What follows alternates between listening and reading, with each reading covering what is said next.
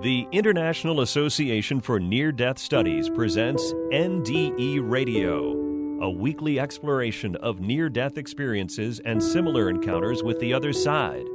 Now, here's your host, Lee Witting. Welcome once again to NDE Radio with me, Lee Witting, whether you're listening by podcast on TalkZone or through the archives of our ad-free shows on our YouTube channel. Part of the return process many people go through when experiencing an NDE is integrating the experience into the life they've been leading on Earth prior to that NDE. Some folks do it immediately, while others may take years to recognize the importance of the experience and why it was personalized for them in the way that it was. Career-wise, many NDEers have changed their priority focus of making money to finding a path for helping others. Creative artists and musicians, on the other hand, may see the nature of their work redefined in light of the colors, the patterns, the vibrations and harmonies they witnessed on the other side. Most profoundly, perhaps, it's the interaction with family and friends that changes to fit the revised direction of their lives. Our guest today, Nancy Lipari, has been an active contributor to the St. Louis professional art scene as the founding member and president and acting executive director of Art St. Louis from 1984 to 1990. Art St. Louis offers ongoing support for local artists in gallery and corporate settings. And working with them, Nancy produced and hosted Art in Perspective, a cable program which presented interviews discussing the creative process with local artists as well as artists in France, Japan, and China. Specializing in mixed media, Nancy's artwork is represented in many public installations, as well as in corporate and private art collections in St. Louis, Sedona, Los Angeles, Sacramento, Chicago, Portland, Oregon, and England. One afternoon in 1975, while trying to cut a tree branch above her rooftop, then the 32-year-old Nancy climbed to the "Do not use this as a top step on her ladder." The ladder slipped and fell, and she fell from roof height, landing bent double over the back of a wrought iron chair. Now, here to tell you what happened from that fall is Nancy Lipari herself. Nancy, welcome to NDE Radio. Hi, I'm delighted to be here. Well, we're delighted to have you here. So they rushed you off to the hospital and promptly misdiagnosed you. That's true. They didn't find anything wrong and decided that it would be fine to send me home. Nothing was broken. But however, I had a deep feeling that things were not right internally and that if I was dismissed and sent home, I would not make it through the night. So in talking this over with my husband at the time, we called upon a doctor in neurosurgery to go ahead and get me admitted. And it was his cooperation that made all the difference for me. Wow. So they began a series of tests. And now remember, this was in 1975. So the MRI was just either barely new or just out there. And they didn't try that on me for several days. So they just couldn't diagnose it. But when they did use the MRI, they found out that there was damage to my liver, that it had been punctured.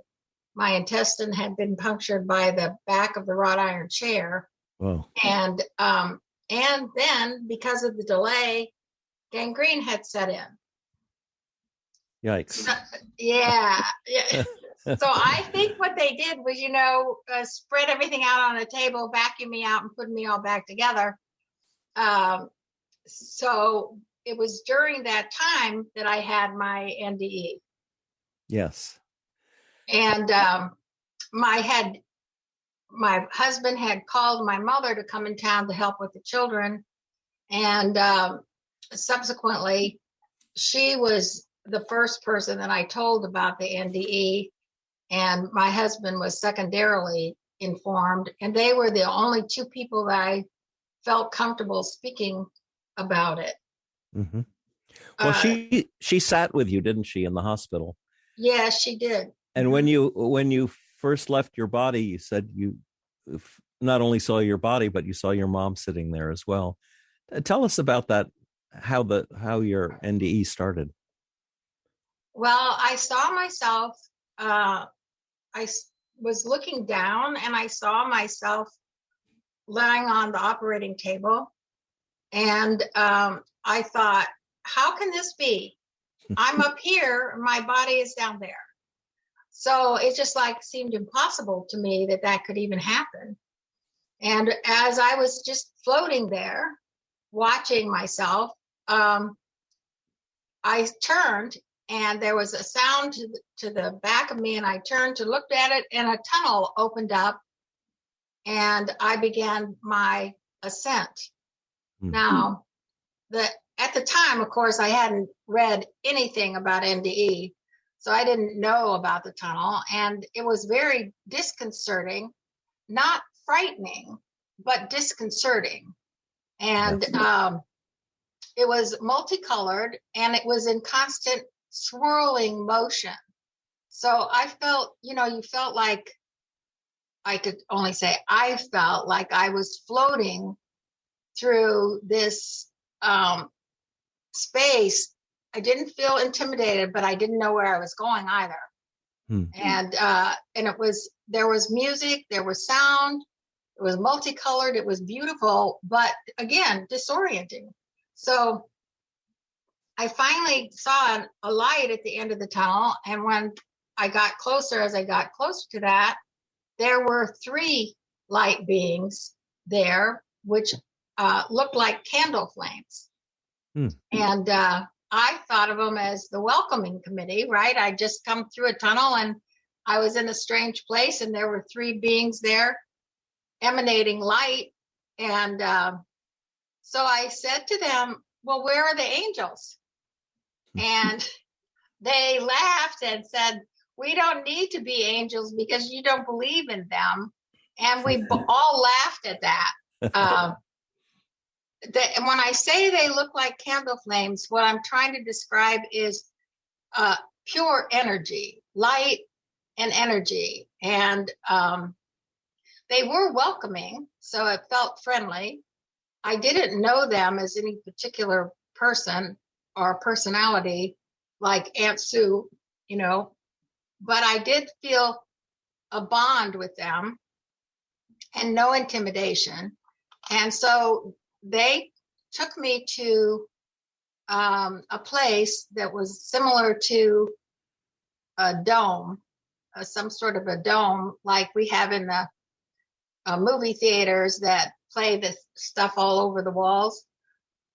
Yes. However, there was no talking. It was all thought transference. And, I didn't, if you call me and I've talked to you, I know who you are. I don't have to see you. I know your voice. It felt like that to me. So they took me into this dome, and I was given a life review. Now, the life review was very fascinating because there was no judgment, no condemnation. You could move it at the speed of light so that you didn't look at it and then it would stop and you'd be in focus with an incident in the past. And you would feel whatever was happening in the room, you'd feel it from other people's perspective. So if I had unintentionally hurt someone's feelings, then I felt it from their perspective. And that, as time went by, that gave me a lot of thought afterwards. But during the time I was there during the NDE, it wasn't frightening because I didn't feel a sense of judgment or condemnation, just supportive. Do you see what happens? Kind of a feeling. And after that, I was quite concerned about the planet. So I asked them if the planet was going to be all right. There was a water shortage, and just like the turmoil that's going on today worldwide, I was concerned about that. And they took me on some trips, I would say, to different locations, it felt like, but in different environments. I don't remember them, but it was different realities than we used to experience here, because the light, the sound, the colors were so enhanced. It's like when we used to have only monotone sound, and then suddenly you've got stereo. Everything was iridescent, moving like waves in motion.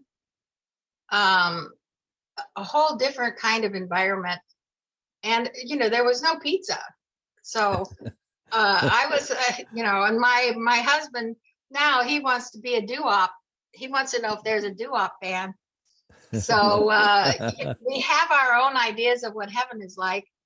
And but this was totally different than anything I had ever experienced or even thought about. You've described the language that you were hearing as iridescent, which I thought was an interesting way to describe words, even telepathically delivered words. You said they have an iridescent language that's not familiar to humans. What did they talk about while you were making this tour? Well, they were just reassuring me and saying, see, all this is going on and all that's going on. And what they were trying to tell me, I believe, is that life is eternal and that there are different realities than what we experience here on Earth in a different vibration level. So they didn't say that in words, but that's what they were showing me. Life is eternal. And that was pretty fantastic right there. Yes. Did you have any sense that, say, if you were looking at a different world or a different race on Earth, that there was an opportunity to reincarnate into that? Or was this just a review of what everyone else was doing? Well, the review was about incidents that I was involved in, so I could look at them. I see. From other points of view, which, instead of, if you stop to think about it, if your version of hell was having to sit through all the pain and suffering you cause other people, that would be interesting. That would be an interesting way to frame what we call hell. For the most part, I was flooded with light. Everything was light, radiating love. And so it wasn't frightening in any way. And other realities, could I come back here? I believe yes. We can choose to come back.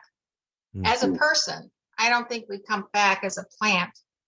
Once, humans have self-awareness, and that was a huge step forward.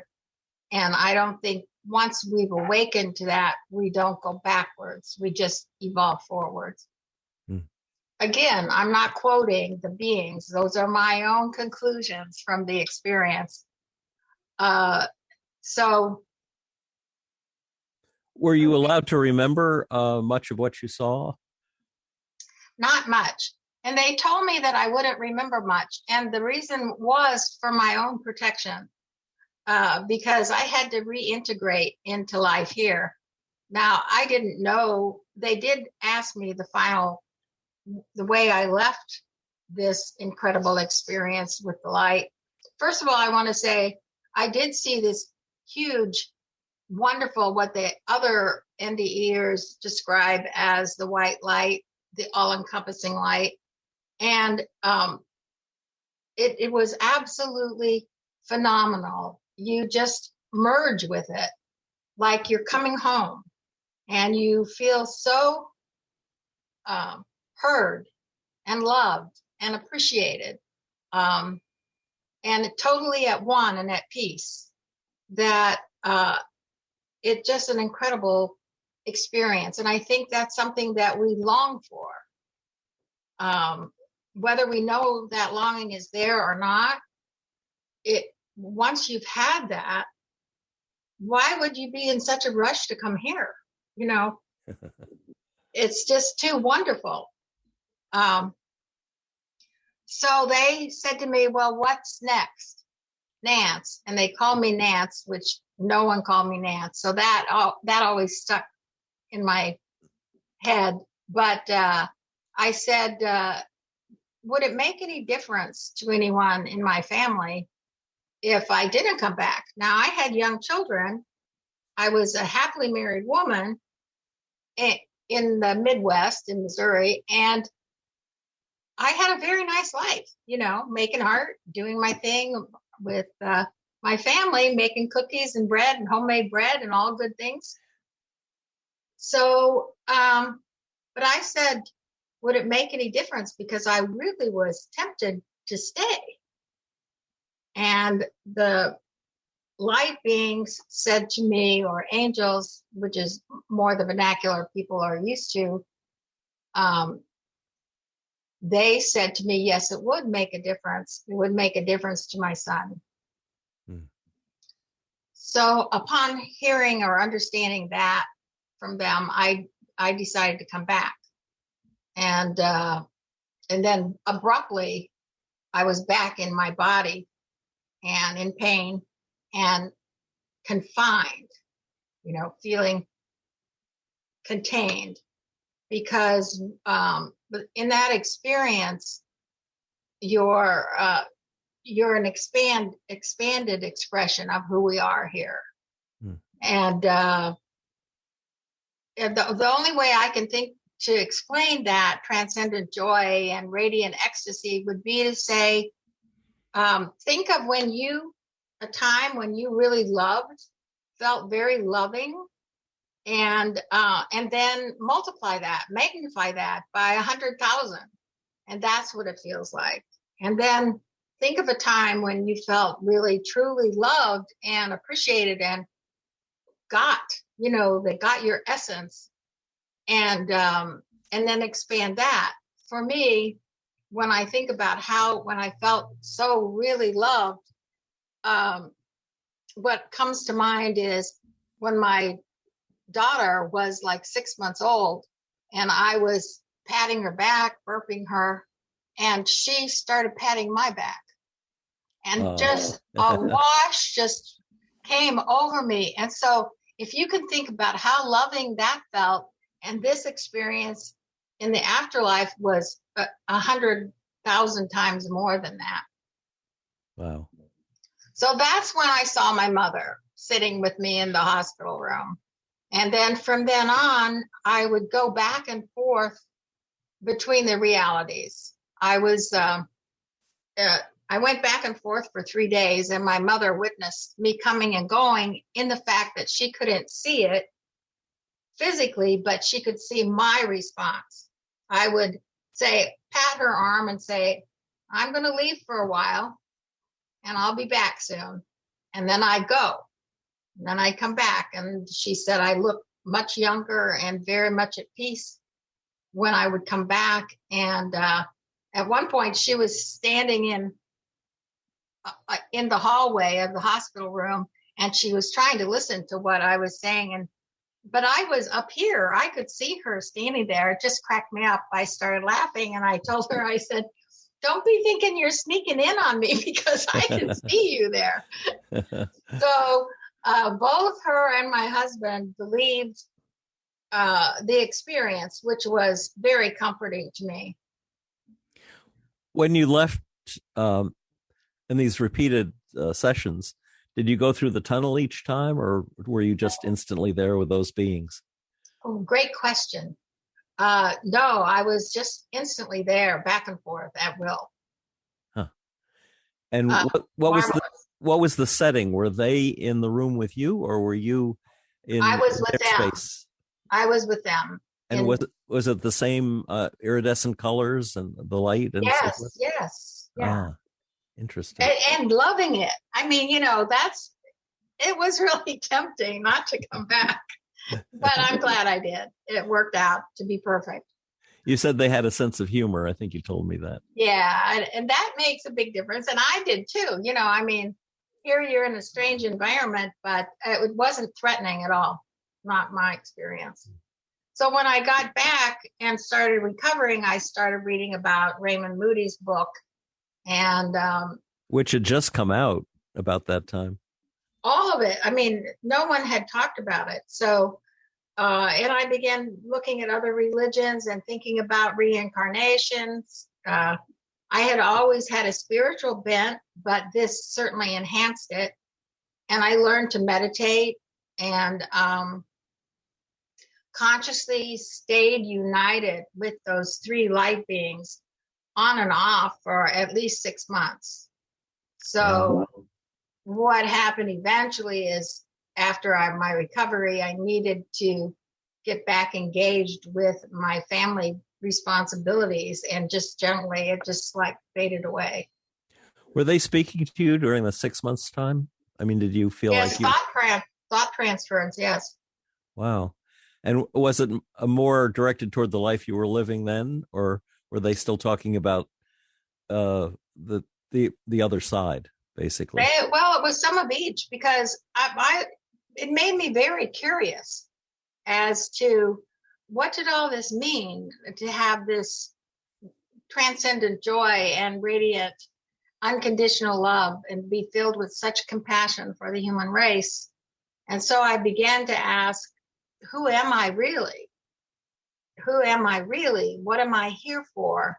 And what's important in this lifetime, other than the things we do for enjoyment, but what else is important? What should we pay attention to?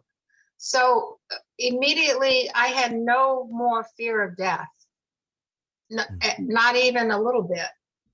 It's like, why? I would like really to convey that to the listeners, because in this time of COVID and the turmoil and people being in such disastrous conditions, part of the reason I put the NDE on was because a friend of mine was, his wife was losing a battle with cancer. And I asked him how was her attitude? And he said, not good. And that made me think I should go ahead and post this NDE video again to give hope to people in this distressing period of time. Well, it's a transitional period of time. I want to say it that way. Yes. It's stressing, but it's a transitional time. So there was one question I wanted to take you back for a minute to. You said, I think, that it felt when you re-entered your body, or perhaps it was the NDE itself, felt soft with no edges. What did you mean by that? Well, here everything is, it's hard. That's what we see. It appears to us hard. Science is telling us now with physics, that's not so.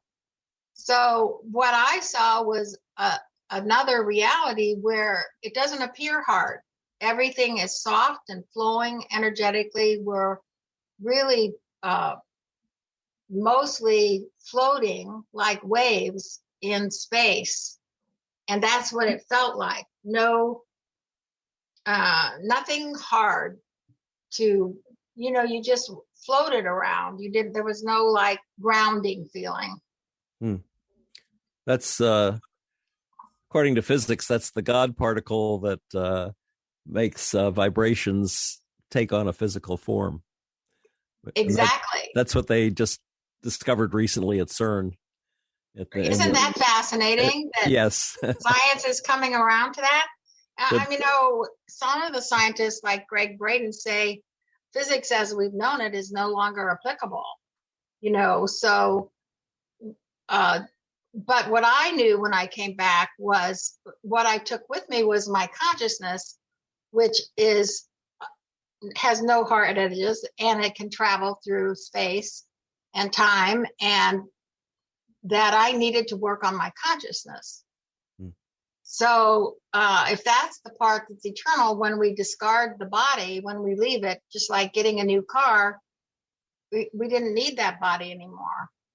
So there was no concrete elements that were hard like that. Although I get this sensation of, there was music and flowers and joy, just joy. And that's the way the words that we use to describe it.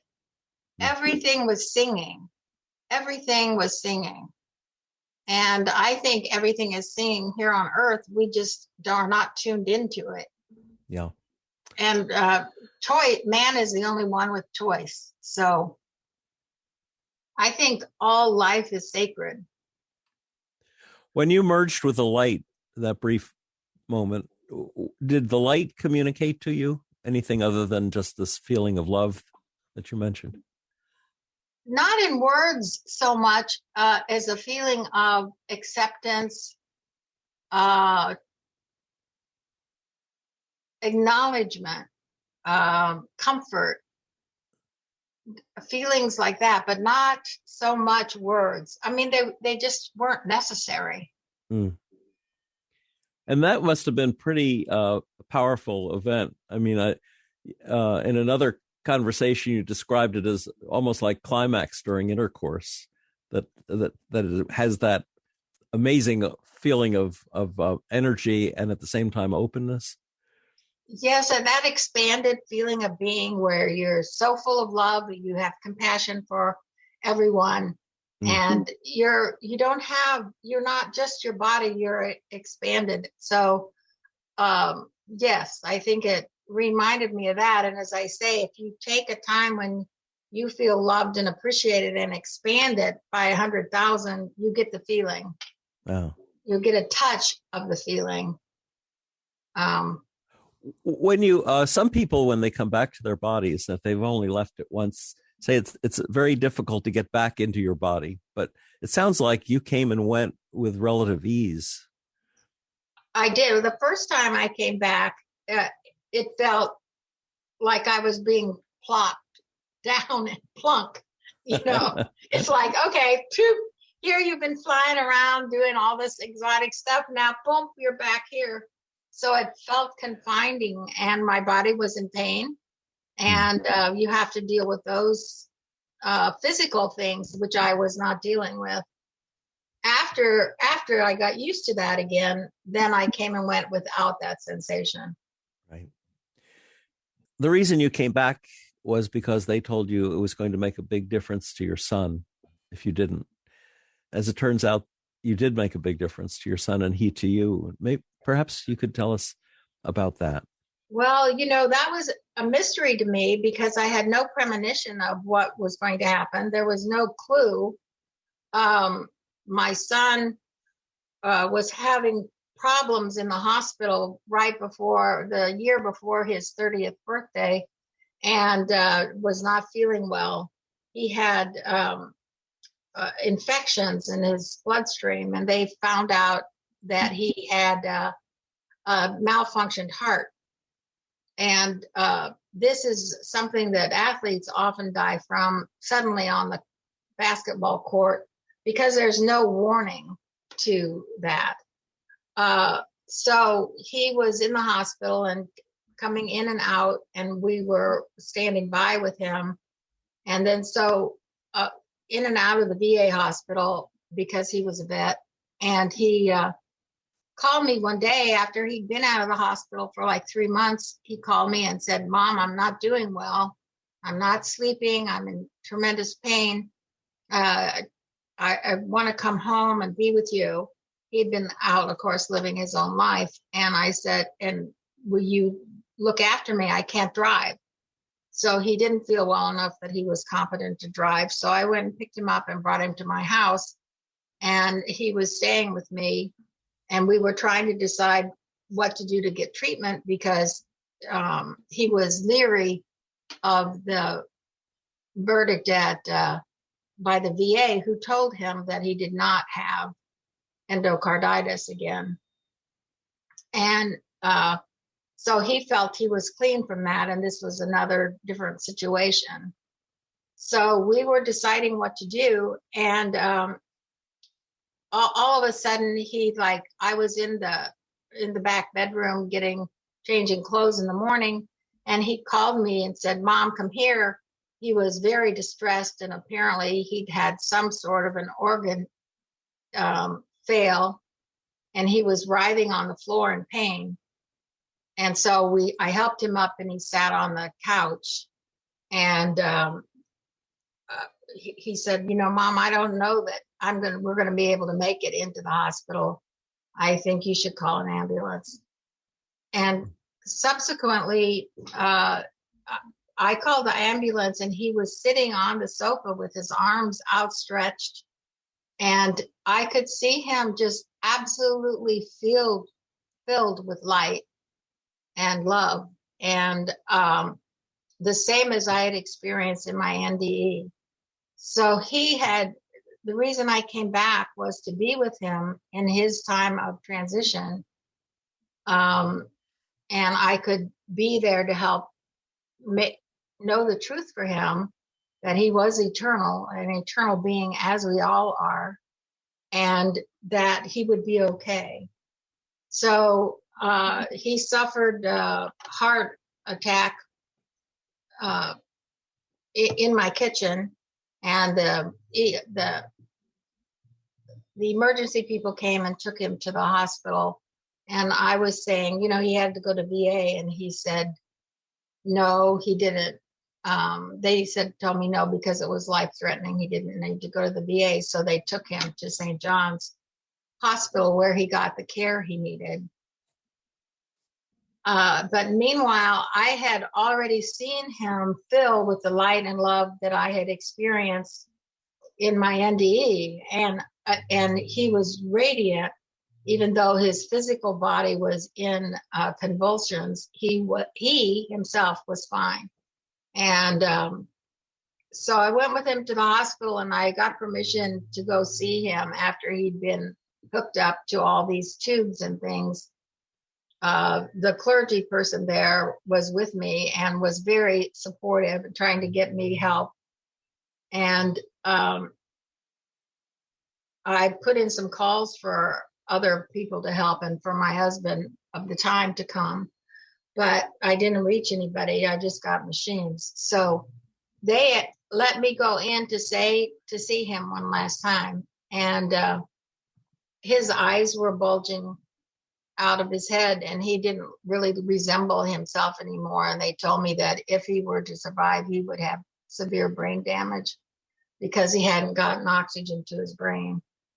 So I reached out to him and touched him and told him that he would be all right. The doors were opening and doors were closing. It's only change, which was a song that I had heard, the lyrics from a song. And as I told him we would always love him no matter what he decided to do, and always care for him, I saw his soul leave his body. And it hovered up above at the ceiling. And I knew then that he was making the passage and going through the tunnel and going to experience the life review and everything that I had just had. But that was years later. So he died in 1989, and my NDE was in 1975. Yes. How did he appear to you as his soul was leaving? Was it the image of him, or was it like that candlelight that you saw in the spirits? No, it was not like him. It was more of loose, and it wasn't a candlelight flame either. It was looser. It wasn't as formed. It was almost like a jelly kind of a thought of a feeling. What they normally would describe of as a ghost, just a shape that can move and become different forms, but not any particular form yet. I think he was leaving to go to the tunnel. I didn't see any of that, just the essence of him ready to leave for departure. But at that moment, it was a shared death experience that you could see that vibration, that you could witness a vibration like that. I was very blessed to be able to see that, and I knew it. And I was also filled with light. My head was just felt like it had no top, like it just was exploded out. And again, flooded with the love and compassion for everything, realizing how holy it is and how gifted we are to be on this planet. And so I came back to birth him into the next realm, because I had experienced some of it with the NDE, and he was there to birth me into a greater understanding of compassion and love and what we needed to embody while we were here on Earth. So it was a mutual, very beautiful passage. How much before his death did you tell him about your near-death experience? I started talking to my children when they were in their 18 and 20 years old. I told them about my NDE, and but not before then, you know. And what was their reaction? Well, they were like astonished, but they found it comforting, because, you know, after all, I'm their mom, so they weren't going to have doubts. I felt safe talking about it. But at the same time, they were, you know, very engaged in their lives like teenagers are, and, you know, in their early 20s, exploring life and busy with studies and getting careers going. So it was more along those lines, just like, oh, really, Mom? You know, really? Yeah, really. And no, I don't think any of them read any of the NDE material that I said was here for them to look at. But, you know. Were they, did they become interested in religion at all? Did they attend church? They attended church off and on. I let them determine what church they wanted to go to. So primarily they went to Methodist churches who had better teen programs than and more fun things to do, more outings. I was raised Catholic, but I didn't continue to practice at that time. The description you have given of your son on the couch in the position of Christ with his arms outstretched and his head dropped must have been very powerful for you. It was unbelievable. It's so difficult even to claim it. And one of the things that I found is that it's difficult to talk about it because people don't know where to frame that, what to do with it, and how did you see that? And it's just like this topic that we don't discuss in our society. But as far as it was, again, my life was never the same after my NDE. And then after my son died, I realized what a gift the NDE was to me, so I could comfort him. And I also had, meanwhile, I had been divorced and was engaged to another man who had cancer. And I was able to be with him in his hospital room. And I also saw his soul leave his body. Oh, yes. Tell us about that. Well, he apparently had cancer when we were dating, and it was undiagnosed, and started out as lung cancer and eventually took over his whole being, infecting his brain and all of his functions. But he was just an astonishing person, because they told him he was going to die, but they didn't tell him how long he might have to live. So he decided he wasn't ready to die. He wanted to live. And so he did everything he could think of to do. We got him massages and tried to make him as comfortable as possible. And we did a lot of Scrabble and puzzles and things to bring comfort. But he was, when he got threatened with the death part of it, I was with him in his apartment hospital, his apartment room, which we had set up with a hospital bed. And I was taking care of him. And he said, like, why can't I come to your house? And I said, because I want to be here with you. And I don't want you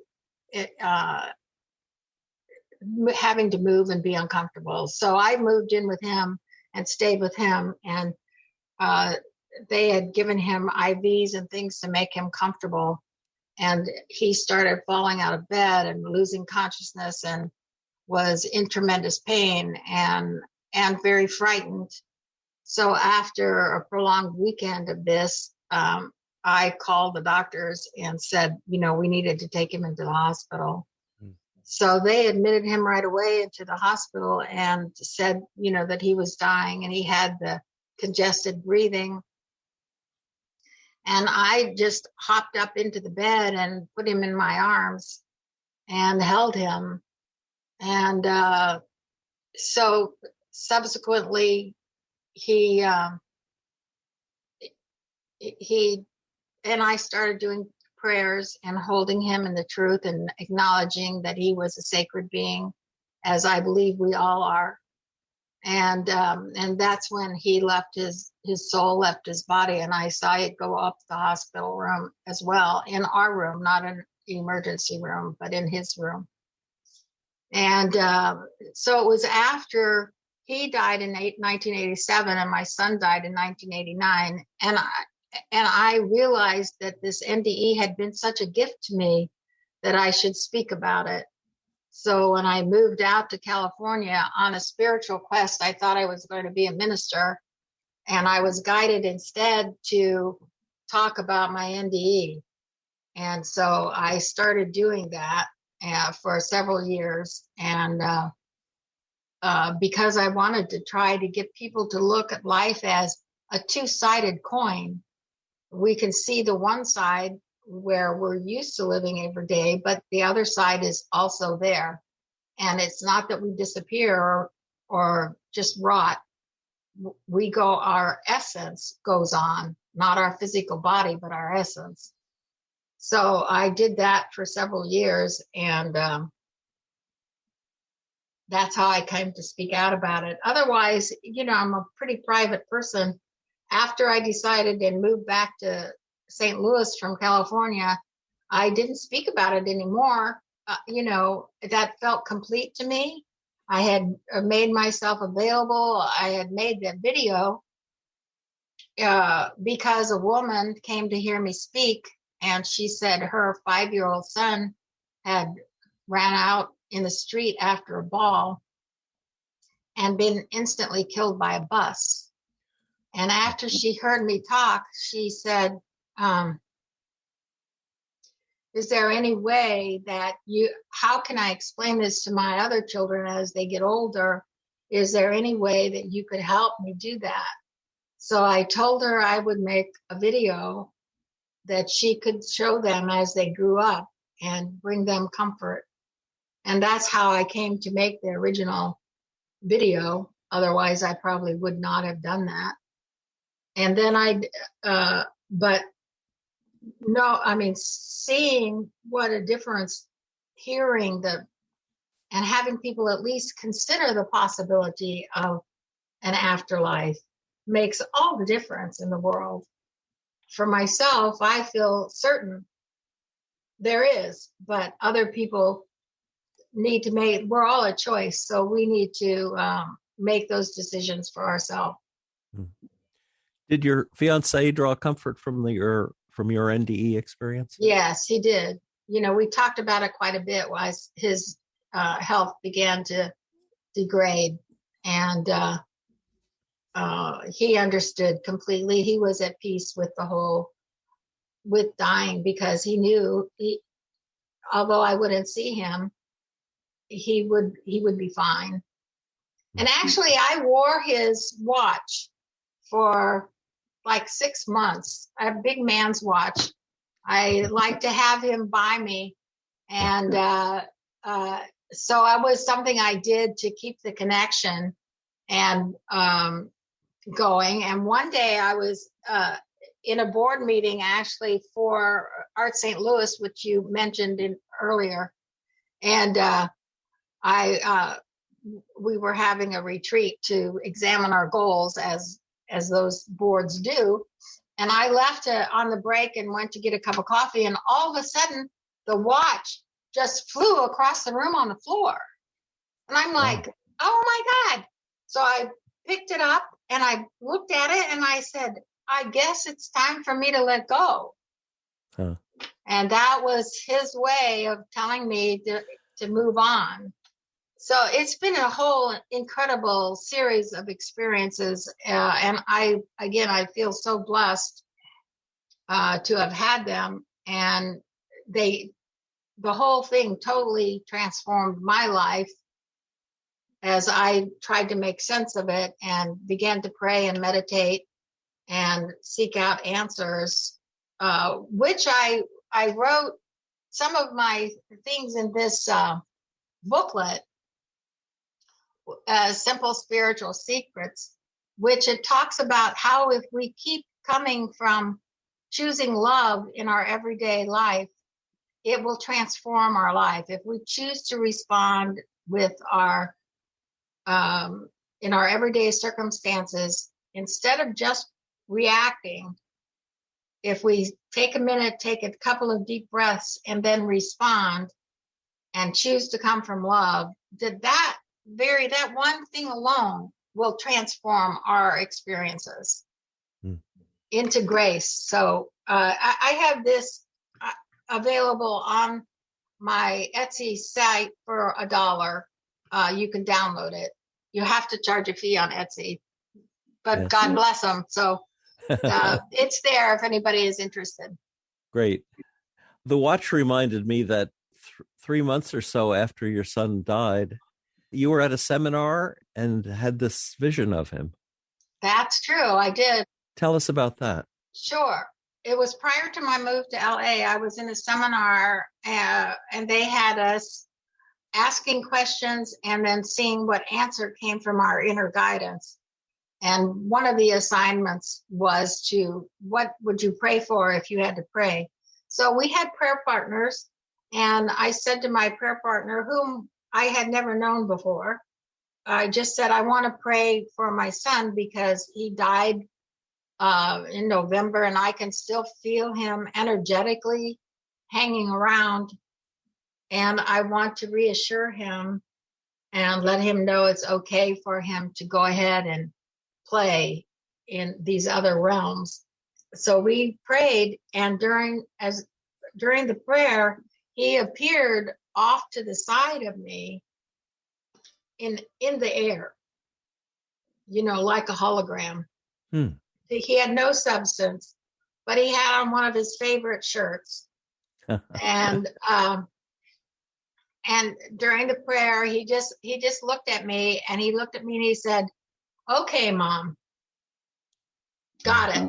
And then he did kind of this laugh he did when he was kind of amused, like, it's like, I gotcha. And then he disappeared just like that. Wow. And the prayer partner did not see him, but I certainly did. Wow. So it's a pretty amazing place where we live. Yes. Now, I have to ask you, this experience, how did it change your way of doing art? Well, what I started to do was, my goal in making art was to imbue and reveal the innate beauty in things, to let them sing, let the vibrational energy sing. And so I began that was my whole point in what I would paint and what I would make. I did a lot of printmaking, and I started doing some sculptures that were wall reliefs. And I don't know what you know about printmaking, but I was studying at WashU, and they have a master printmaking facility there that is phenomenal. And the woman who was in charge was a paper making expert. So she and I worked together for years, a couple of years there. And so I was making these big handmade paper wall reliefs that came off the wall. I found that I could make paper, embed metal in it, and then more paper on it so I could bend it. And I made one for a retired living here in St. Louis that went from the floor up to the skylight. It spanned 3 floors, was all these beautiful panels that were just waves going up the wall to the highlight. And because of that, when I moved to LA, I entered a national contest to do a similar piece of work for a building in Chicago. And they were interested in doing something different, either with fabric or paper. And I won the competition. So I asked my professor, Joan Hall, if I could use her studio while she was out of town for the summer. And for 3 months, I worked on this gigantic piece of art, these panels that were to go up. And at the back of the top one, I asked my prayer group to send me prayers. And I put them on the back of the panel that was closest to the skylight. And I set the intention that waves of love would go out from Chicago, which is in our heartland of America, to embrace and flood the whole world with love and light. And that hung there. I don't know if it's still there or not, but I kind of doubt it. It was like 20 years ago. So what I learned from that was the intention behind what we do is what makes a huge difference. And with my artwork, I recently did one where I was guided to make a diptych, which is a 2-panel piece of artwork. Mm-hmm. And the top of it was the heavens, the sunset, and the bottom was the earth with the water being reflected in it. And there was a gap between the 2 panels, just about a ½ inch. So I asked all my friends and people and other artists if I should hang them together or apart. And they all voted and everything. Well, after I had that inquiry, I realized that the most important part of the whole painting was the gap. That what I was trying to convey to people was that heaven's here, total, complete, beautiful, wonderful, energetic field that we live in. And we're at a denser vibration down here, and it's up to us to close that gap. That the veil is thin, but we're all at choice to say, it's like getting in an elevator. You get to choose the floor you get off on. If you want to get off, there's no, on the first floor and swim, or if you want to get up on the second floor and go to the gym, or if you want to, for me, I always wanted to go to the top. So we're a choice, and we have to seek and invite in the consciousness change by affecting our own personal behavior on a daily basis. And that's but again, we're a choice. So I just put it out there. It's all up to people to decide what they want to do. But if we can respond with more loving kindness, we'll close that gap, and more of heaven, what we refer to as heaven, will be experienced here. I think that the journey and the adventure has just begun. I think this is an exciting time of awakening. And, people speak about getting goosebumps. And what is happening when they get goosebumps is the truth is being spoken. And your vibration rate and mine is being raised. So if we pay attention to those goosebumps, I call them the rushes, then they expand. And the more that expands, the happier we are, the vibration rate changes, and the more grace our life is filled with. Yes. In a conversation we had the other day, we noted that when you hear something that is true, that's fundamentally true, that can give you goosebumps. That can raise the hair on the back of your neck, that it's so important that we associate ourselves with truth as opposed to all the lies that people are telling us and that we tell ourselves sometimes. Nancy, we are just about out of time for today, but I'm sure people would like to know where they might see some of your art. Is there a website? Yes, there is. Thank you for asking that. I have my own website, which is nancyartoriginals.com. I also want to say I'm very interested in creating a dialogue. So we've gotten such a response from the YouTube video that was created in 1992 that I want to continue a dialogue, and I'm going to do it with Permission to Bloom. So people's questions that they hear my story and they want to know more, or they question it, it provokes them to think in a different direction. I want to open that dialogue. So the Permission to Bloom website will also be there, and a chance to enter into a discussion, because I think it's important to engage people in the discussion. Right.